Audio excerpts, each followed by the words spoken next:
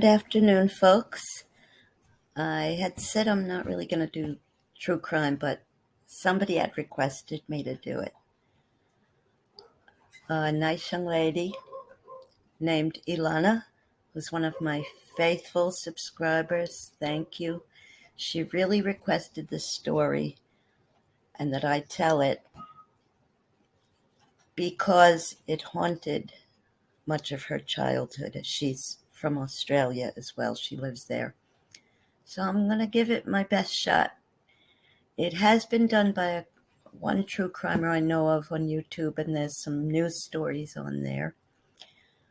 But in the last few months, a book was written and some new updates have come up. So perhaps I can add something new to the story, I hope. Here goes. The adorable children you see listed, pictured here, are the Beaumont children. The eldest is on the left. Her name is Jane. She was born in September of 1956. The little guy in the middle, his name was Grant. He was born in 1961. And the girl to the right, her name was Arna, A-R-N-N-A, I guess it's pronounced Arna. She was born in 1958, so she's the middle child. This picture was taken in 1965, which is 1 year before they disappeared.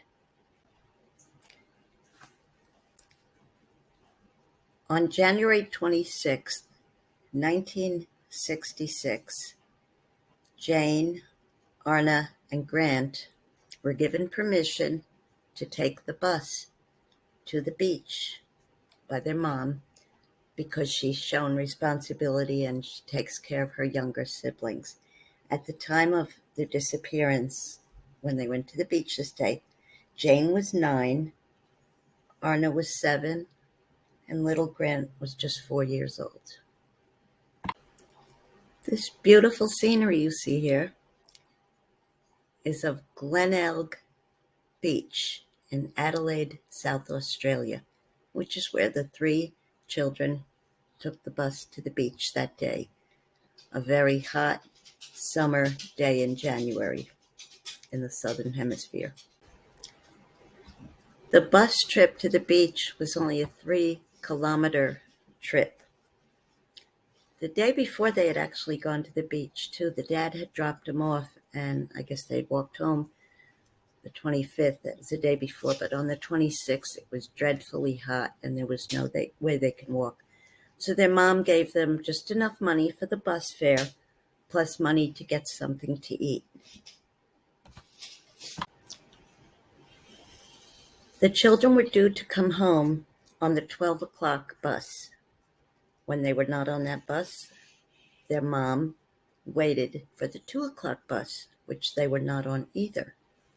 When the husband returned home from work, he first drove to the beach to look for them, did not locate them, and then went to neighbors' and friends' houses to see if anybody else had seen them.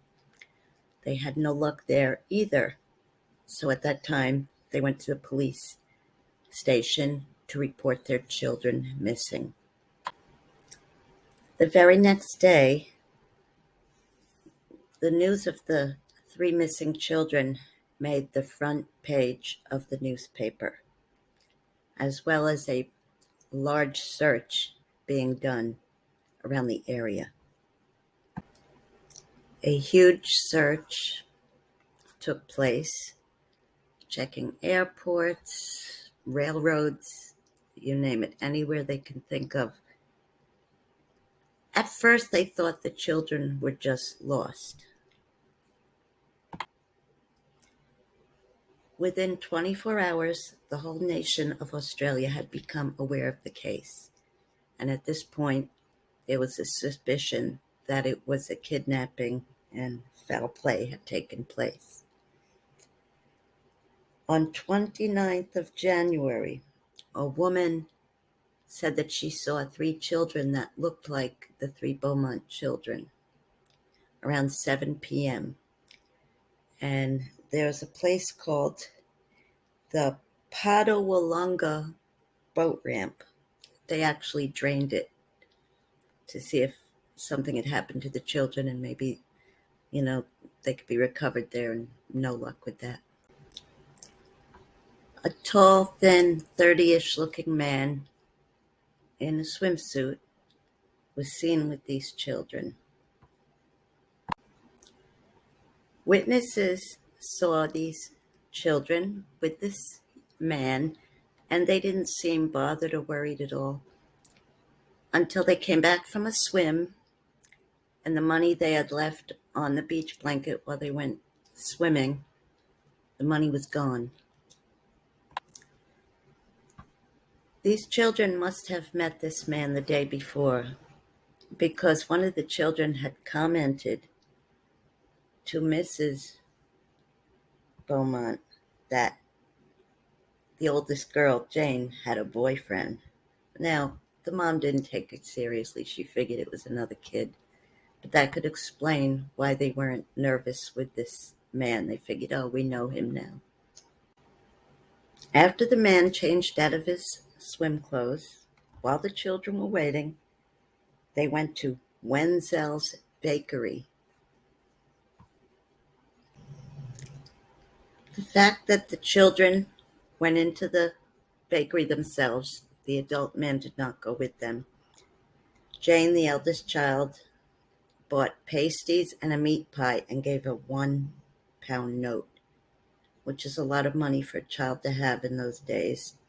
And the mom had only given them 6 shillings and 6 pence, which was enough to cover the bus fare and something to eat.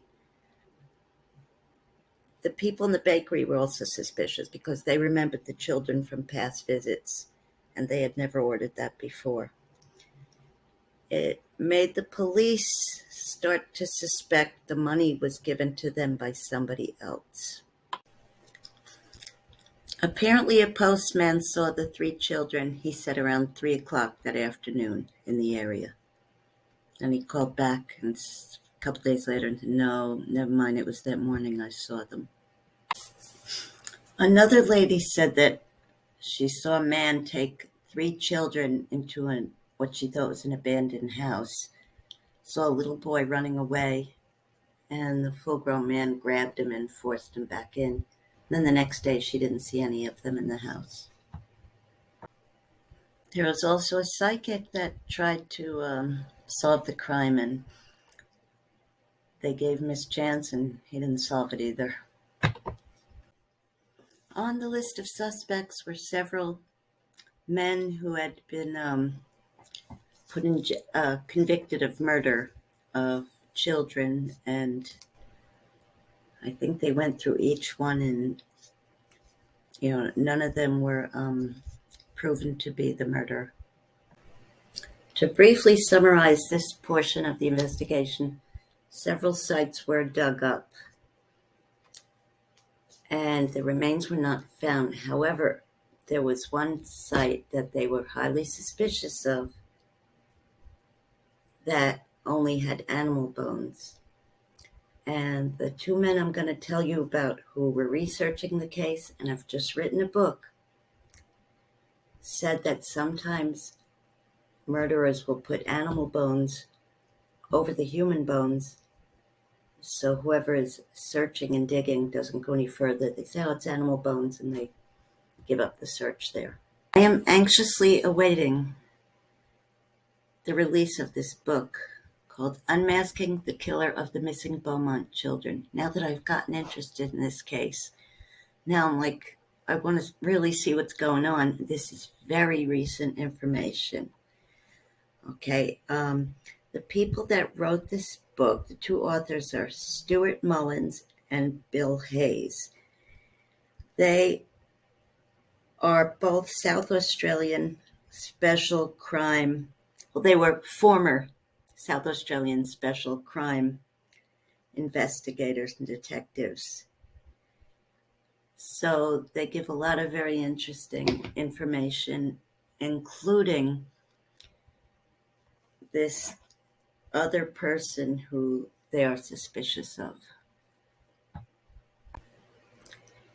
Harry Phipps who passed away in 2004,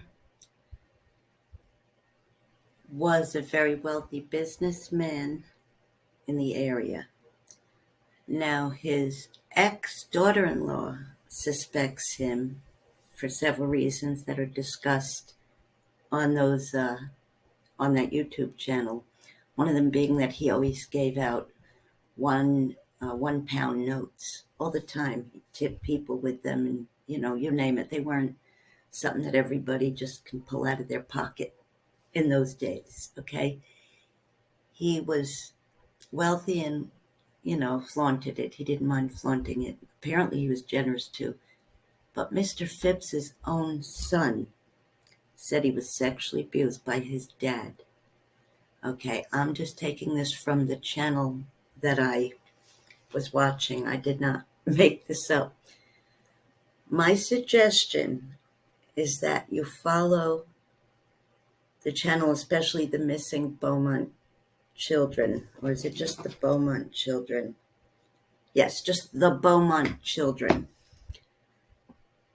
And one of the investigators will go on there and keep giving updates. So this is still ongoing.